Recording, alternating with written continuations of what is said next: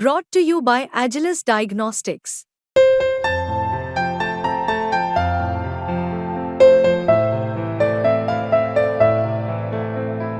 Agilus Diagnostics.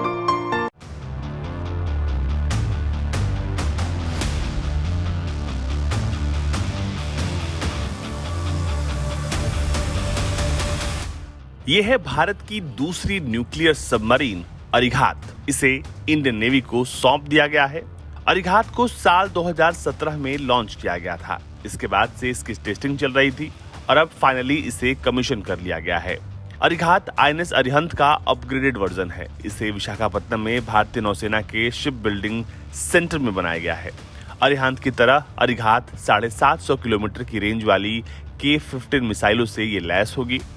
भारतीय नौसेना अब तक 3 न्यूक्लियर सबमरीन तैयार कर चुका है, जिसमें से एक अरिहंत कमीशन्ड है, दूसरी अरिघात आज मिली है और तीसरी S3 सबमरीन फिलहाल उसकी टेस्टिंग चल रही है। इन सबमरीन के जरिए दुश्मनों पर परमाणु मिसाइलें आसानी से दागी जा सकती हैं।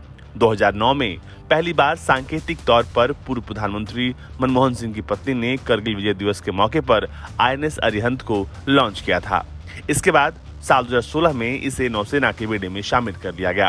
अगले 5 साल में 2 और पनडुब्बियों को भारतीय नौसेना ने लॉन्च किया। आईएनएस अरिघात की बात करें तो इस पर K-15 या फिर BO-5 शॉर्ट रेंज की 24 मिसाइलें तैनात हैं और ये 700 किलोमीटर तक टारगेट को हिट कर सकती हैं।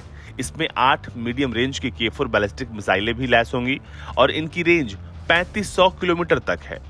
आपको बता दें कि आईएनएस अरिघात समुद्र के अंदर मिसाइल अटैक करने में सक्षम है। जिस तरह अरिहंत ने 14 अक्टूबर 2022 को टेस्टिंग की गई थी, तब अरिहंत से K-15 SLBM की सफल टेस्टिंग की गई। इसी के साथ भारत, अमेरिका, रूस, ब्रिटेन, फ्रांस और चीन के अलावा दुनिया का 6ठा न्यूक्लियर ट्रायड देश बन गया है। इसका मतलब होता है परमाणु हथियारों को जमीन से मिसाइलों के जरिए, हवा से लड़ाकू विमानों के जरिए और समुद्र से पनडुब्बियों के जरिए दागने की क्षमता को कहते हैं न्यूक्लियर ट्रायड। और भारत के पास फिलहाल ये तीनों ताकत मौजूद है, यानी आसमान, जमीन और पानी, तीनों जगह से भारत दुश्मनों पर न्यूक्लियर हमले कर सकता है।